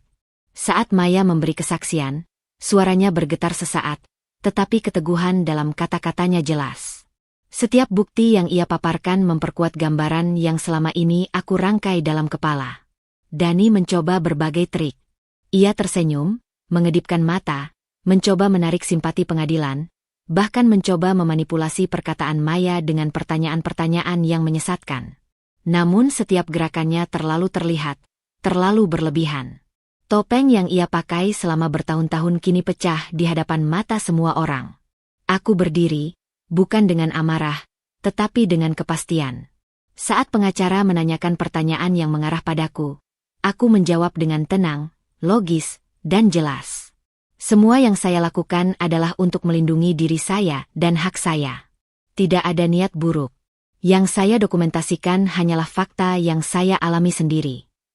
Ketika pengadilan menelusuri setiap dokumen, setiap catatan, setiap isyarat kecil yang sebelumnya tampak sepele, fakta-fakta itu menumpuk menjadi satu gambaran besar. Rencana Dani bukan sekadar salah langkah kecil, melainkan niat yang jelas dan terencana. Aku melihat Dani di sisi lain ruangan. Wajahnya memucat, bibirnya mengepal. Ia mulai kehilangan kontrol, tidak hanya atas situasi hukum, tetapi juga atas citra dirinya sendiri. Ia yang selama ini mengatur segalanya, kini berada di posisi defensif. Setiap manipulasi yang ia lakukan terbaca jelas. Ia tidak lagi mampu menyembunyikan kebohongan. Maya duduk di sampingku. Tangan kami sesekali bertemu tanpa kata. Tatapan kami saling menguatkan. Aliansi yang terbentuk sejak awal kini membuahkan hasil. Bukti-bukti yang dikumpulkan, kesabaran yang kami latih, dan strategi diam-diam akhirnya menuntun kami ke titik ini. Kebenaran yang keluar ke permukaan. Sidang berlangsung berjam-jam. Setiap detail diperiksa. Setiap pertanyaan dijawab dengan teliti. Dani mencoba menyela beberapa kali, mencoba meyakinkan pengadilan bahwa ia adalah korban dari salah interpretasi. Tetapi bukti-bukti yang tidak terbantahkan, kesaksian Maya, serta ketenanganku yang konsisten membuat klaimnya semakin rapuh. Saat pengadilan akhirnya menutup sesi hari itu, aku berdiri tegak, wajahku tenang, tangan terlipat di depan. Tidak ada senyum kemenangan, tidak ada arogansi. Hanya rasa lega karena kebenaran telah terlihat, karena manipulasi Dani telah terungkap, dan karena jalannya hukum kini berjalan sesuai fakta. Di luar ruang sidang, Maya menatapku, matanya basah, tetapi ada senyum tipis yang menenangkan. Aku membalasnya dengan anggukan pelan. Kami tidak berkata banyak. Tidak perlu. Kebenaran telah keluar ke permukaan, dan itu cukup. Dani berjalan keluar, wajahnya tertutup bayangan kekalahan. Ia tetap mencoba tersenyum, mencoba menahan harga diri, tetapi retakan pada topengnya terlihat jelas. Tidak ada lagi manipulasi yang efektif, tidak ada lagi topeng yang menutupi niatnya. Semua telah terungkap. Aku berdiri di sisi lain jalan, menarik napas panjang. Rasa lega bercampur dengan kelelahan. Semua usaha, semua pengamatan, semua strategi yang kami susun telah membawa kami ke titik ini. Aku tidak hanya melindungi diri sendiri, tetapi juga menegakkan keadilan yang selama ini tertunda.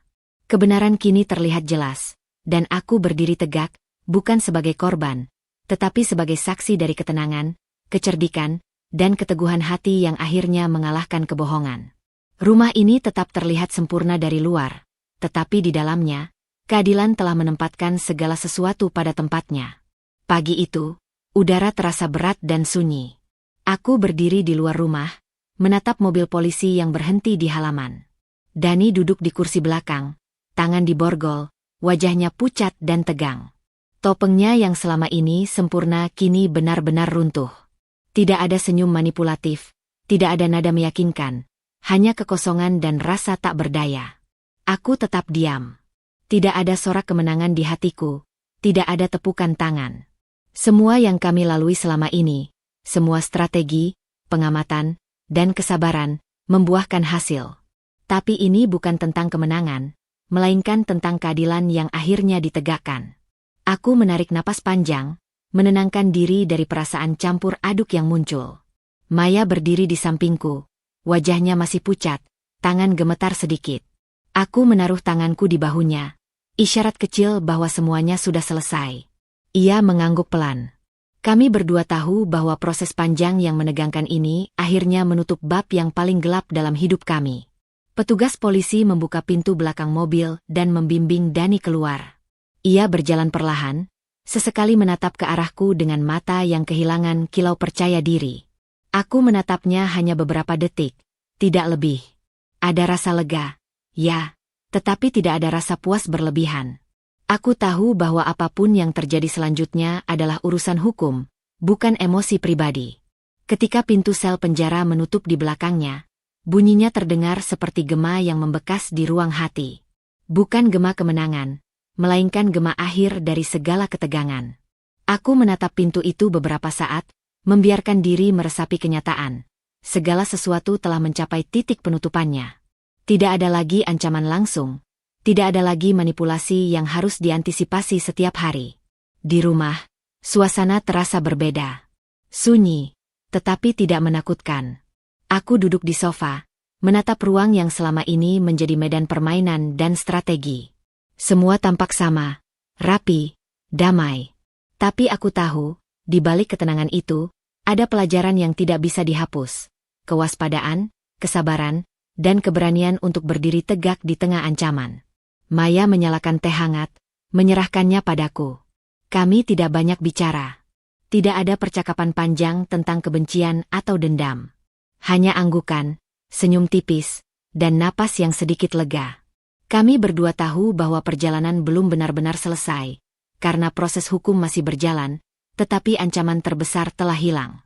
Aku berjalan ke kamar, menatap barang-barang kecil yang dulu terasa biasa. Lampu meja, baju yang tergantung rapi, foto-foto keluarga. Segalanya tampak normal, tetapi kini memiliki makna yang berbeda. Rumah ini bukan lagi sekadar tempat tinggal. Ia menjadi simbol ketenangan yang diperoleh dengan keteguhan, kecerdikan, dan strategi yang matang. Di dapur, aku menyiapkan sarapan dengan gerakan yang sama seperti biasa. Maya membantuku, tidak terlalu banyak bicara, tetapi ada rasa ringan di udara yang sebelumnya tidak ada. Aku tersenyum tipis pada dirinya, dan ia membalas dengan senyum yang sama. Kami tidak perlu kata-kata untuk menyadari bahwa kami telah melalui sesuatu yang besar bersama. Hari itu, aku duduk di teras rumah, menatap halaman yang sepi. Angin sore menyapu rambutku, dan aku membiarkan diri merasakan ketenangan yang sudah lama hilang. Aku tidak merayakan, tidak pula menyesal. Aku hanya berada di sini, berdiri di tengah ketenangan setelah badai panjang. Tidak ada rasa gembira berlebihan ketika Dani dibawa pergi. Tidak ada sorak-sorai atau rasa superioritas. Hanya ada pemahaman bahwa setiap langkah yang diambil, setiap strategi yang dijalankan, telah membuahkan hasil yang adil. Keadilan itu, bukan kemenangan pribadi, adalah inti dari semua yang kami lakukan. Maya duduk di sampingku, dan aku menatapnya. Terima kasih, kataku pelan. Bukan hanya karena bantuan, tetapi karena keberanian untuk tetap berdiri, meski risiko begitu besar. Ia mengangguk, menunduk sedikit. Kita selamat, Bu, jawabnya. Aku tersenyum tipis. Ya, kita selamat. Pintu itu menutup, tetapi bukan hanya fisik. Ia menandai akhir dari bab gelap, sekaligus awal dari hari-hari baru yang harus kami jalani dengan kepala tegak, hati tenang, dan pelajaran berharga yang tidak akan pernah terlupakan. Tidak ada euforia, hanya ketenangan yang dalam, rasa aman yang diperoleh dengan usaha, dan keyakinan bahwa kini rumah ini benar-benar milik kami sendiri, tanpa manipulasi, tanpa ancaman, dan tanpa ketakutan yang menghantui. Pagi itu, sinar matahari masuk pelan melalui jendela kamar, menembus tirai tipis dan menyinari lantai kayu dengan lembut. Aku duduk di tepi tempat tidur, menarik napas panjang, membiarkan udara memenuhi paru-paru, merasakan ritme yang telah lama hilang. Setelah semua ketegangan, strategi, dan ketakutan yang menggantung selama berbulan-bulan, aku akhirnya belajar bernapas lagi. Hari-hari pertama setelah Dani dibawa pergi tidak mudah. Aku sering teringat wajahnya saat pintu sel penjara menutup. Tidak ada kemarahan yang menguasai, hanya kelegaan bercampur rasa lelah yang mendalam. Aku membiarkan diri duduk diam, menangkap setiap detik, merasakan bahwa dunia di luar rumah ini masih stabil, masih aman, dan aku masih hidup. Maya muncul di dapur dengan senyum tipis. "Pagi, Bu," sapanya lembut. Aku membalasnya dengan anggukan. Kami berdua tidak banyak bicara, karena kata-kata seringkali hanya menambah berat udara. Keheningan kami lebih menenangkan. Tapi di dalam hati, aku tahu ini adalah awal dari proses penyembuhan kami. Aku memutuskan untuk tidak buru-buru kembali ke rutinitas lama. Setiap langkah kuambil pelan, dari sarapan sederhana hingga merapikan rumah, tanpa terburu-buru, tanpa memaksakan diri. Setiap kegiatan menjadi latihan kecil untuk mengembalikan kontrol atas hidupku sendiri, bukan atas keadaan yang selama ini menekan. Maya, di sisi lain, mulai mengambil keputusan besar untuk hidupnya sendiri. Setelah semua yang terjadi, ia memutuskan untuk pindah ke kota lain, bekerja di tempat yang jauh dari bayang-bayang rumah tangga yang kacau itu. Aku mendukungnya, meski rasa kehilangan sedikit terasa. Ia bukan hanya pembantu atau saksi, tapi sahabat yang menguatkanku melalui setiap langkah sulit. Saat ia mengemasi barang-barangnya, kami tidak menangis, hanya tersenyum tipis, saling memberi semangat untuk masa depan masing-masing. Aku sendiri menemukan rutinitas baru yang lebih sehat. Pagi-pagi aku duduk di teras, menatap halaman rumah yang kini terasa damai, sambil menulis catatan harian. Menuliskan perasaan bukan untuk membenci atau mengulang trauma, tapi untuk memahami, menerima, dan memprosesnya. Setiap kata yang kutulis seperti membuka ruang dalam diriku yang selama ini terkunci ketakutan dan kewaspadaan. Beberapa kali aku menatap foto lama bersama Dani sebelum semuanya berubah. Aku tidak menutup mata atau menghapusnya. Aku hanya membiarkan rasa itu hadir, merasakan kekecewaan, ketakutan, dan kelelahan yang dulu ada. Aku belajar bahwa trauma bukan untuk dilupakan, tetapi untuk diproses, diakui, dan kemudian diletakkan di tempat yang tidak lagi menguasai hidupku. Suatu sore, Maya mengirimi pesan singkat dari kota barunya. "Aku sampai dengan selamat. Terima kasih sudah jadi tempatku belajar keberanian." Aku tersenyum, menyadari bahwa perjalanan kami bukan hanya tentang menghadapi Dani, tetapi tentang bagaimana dua perempuan belajar berdiri tegak dalam ketakutan, menemukan kekuatan, dan akhirnya memilih jalan hidup yang lebih baik. Aku juga mulai kembali ke kegiatan yang dulu aku tinggalkan, membaca, memasak, bahkan bertemu teman lama. Semua dilakukan dengan perlahan, memastikan setiap napas dan langkah kuasaiku sendiri, bukan hasil tekanan atau ketakutan dari masa lalu. Dalam proses itu, aku menemukan kebebasan sederhana. Aku bisa tertawa tanpa khawatir, berbicara tanpa takut, dan merencanakan masa depan tanpa bayangan ancaman yang menghantui. Malam pertama setelah Maya pergi, aku duduk di tepi tempat tidur, menatap langit-langit kamar yang sama, tapi rasanya berbeda. Aku tidak lagi merasa terkurung oleh ketakutan yang dulu menekan. Aku memejamkan mata, merasakan napasku masuk dan keluar dengan ritme yang baru. Aku belajar bernapas lagi, tidak tergesa, tidak terganggu, hanya hadir sepenuhnya untuk diriku sendiri. Rumah ini, yang dulu menjadi medan pertempuran batin, kini menjadi tempat penyembuhan. Setiap sudut, setiap meja, setiap tirai yang tertiup angin mengingatkan bahwa aku selamat.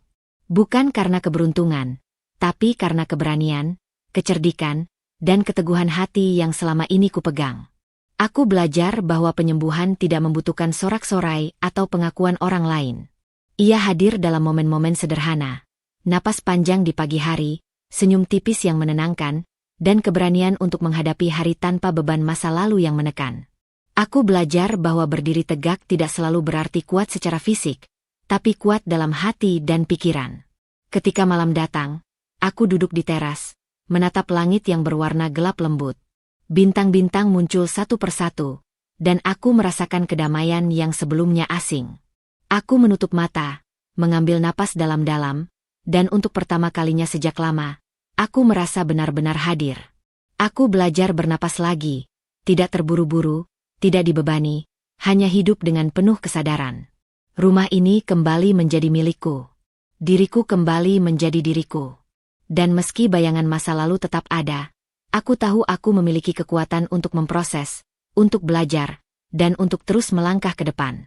Mentari pagi menembus jendela kamar dengan lembut, menyorot permukaan meja yang penuh catatan dan foto-foto sederhana. Aku duduk di tepi ranjang, menarik napas panjang, membiarkan tubuh dan pikiran beristirahat sejenak dari ritme yang selama ini menuntut kewaspadaan dan strategi. Aku menatap sekeliling rumah yang kini terasa damai. Setiap sudut mengingatkanku pada perjalanan panjang yang telah kulewati, bukan sekadar tentang bahaya atau ketakutan, tetapi tentang bagaimana aku belajar menemukan diriku sendiri kembali. Refleksi pertama yang muncul adalah pada diriku sendiri.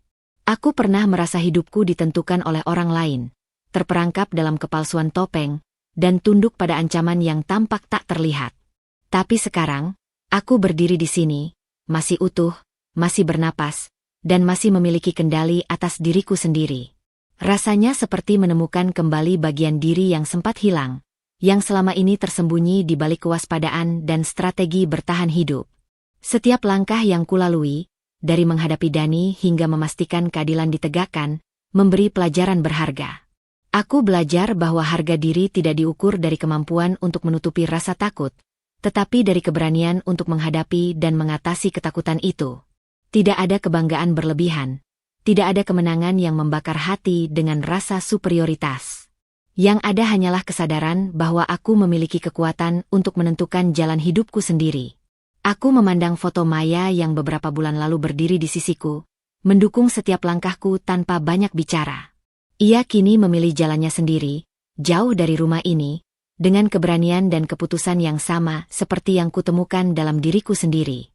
Kehadirannya mengajarkanku bahwa dukungan sejati bukan tentang hadir di setiap momen, tetapi tentang membangun kekuatan satu sama lain, dan memberanikan diri untuk melangkah ketika waktunya tiba. Rumah ini, yang dulu terasa seperti medan perang batin, kini menjadi simbol ketenangan. Tiap meja, tiap kursi, tiap tirai yang tertiup angin mengingatkan bahwa aku telah melalui badai dan tetap berdiri. Tidak ada keributan, tidak ada ketakutan yang menekan. Hanya ada ruang untuk bernapas, ruang untuk memproses, dan ruang untuk hidup. Aku menatap keluar jendela, melihat taman kecil yang mulai ditumbuhi bunga-bunga baru. Rasanya seolah rumah ini sendiri ikut bernapas, ikut merayakan pemulihan yang terjadi perlahan tapi pasti. Setiap bunga yang tumbuh mengingatkanku pada kekuatan yang lahir dari ketenangan, kesabaran, dan kepercayaan pada proses hidup. Refleksi berikutnya datang pada makna kebebasan. Kebebasan bukan hanya soal terbebas dari ancaman Dani atau situasi berbahaya. Kebebasan adalah kemampuan untuk membuat keputusan sendiri tanpa takut pada konsekuensi yang menakutkan, kemampuan untuk menata hidup sesuai kehendak hati, dan kemampuan untuk menikmati setiap napas dengan penuh kesadaran. Aku belajar bahwa kebebasan yang sejati datang dari dalam, bukan dari faktor eksternal. Saat malam tiba, aku duduk di teras, menatap langit yang bertabur bintang. Hati terasa ringan, tapi tidak kosong.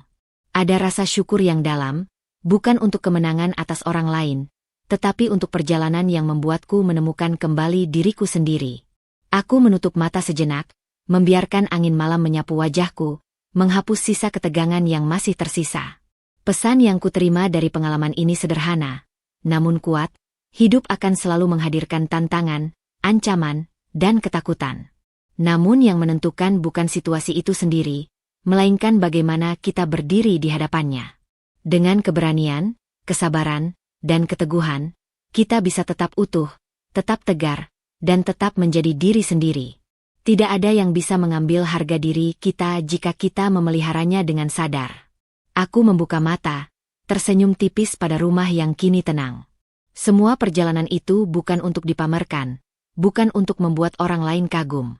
Ia adalah pelajaran, pengalaman, dan kekuatan yang membentuk siapa aku sekarang. Aku masih berdiri, bukan karena dunia tunduk padaku, tapi karena aku menundukkan diriku untuk belajar, menghadapi, dan bangkit. Malam itu, aku menutup lampu dan duduk sebentar di sisi tempat tidur. Aku menarik napas dalam-dalam, merasakan setiap tarikan dan hembusan, menikmati ritme yang kini stabil. Aku tidak memikirkan masa lalu dengan penyesalan, tidak memikirkan masa depan dengan rasa takut. Aku hanya hadir di sini, di sekarang, menyadari bahwa aku masih berdiri, utuh, kuat, dan bebas. Rumah ini menjadi saksi bisu dari kekuatan yang lahir dari ketenangan, dari harga diri yang dijaga, dan dari keberanian yang dipilih sendiri. Dan aku tahu, meski perjalanan hidup masih akan berlanjut, aku telah menemukan inti dari semua itu. Kemampuan untuk tetap berdiri, tetap bernapas, dan tetap menjadi diriku sendiri, apapun yang terjadi. Setiap perjalanan hidup pasti menghadirkan tantangan, kekecewaan, atau rasa takut yang tampak tak tertahankan. Namun ingatlah, kekuatan sejati tidak diukur dari seberapa besar masalah yang datang, melainkan dari bagaimana kita mampu tetap berdiri, menjaga harga diri, dan menghadapi setiap hari dengan kesadaran dan keberanian. Jangan takut untuk menata hidupmu, menetapkan batas, dan mengambil langkah yang benar meski sulit, karena dalam keteguhan itulah kebebasan dan kedamaian sejati lahir. Terima kasih telah mengikuti kisah ini hingga akhir. Semoga kisah Vida menginspirasi kamu untuk selalu berdiri tegak dalam hidup, menjaga hati, dan percaya pada kekuatanmu sendiri. Salam hangat dan peluk hangat penuh semangat dari aku untuk perjalanan hidupmu yang penuh harapan. Berikut Hoak pembuka satu kalimat dalam 3 baris untuk cerita ini. Jangan makan makanan itu, bisik suara yang tak pernah kuharapkan. Seketika, aku menyadari suamiku menyimpan rahasia yang mengerikan. Dunia yang kuanggap aman tiba-tiba runtuh di hadapanku.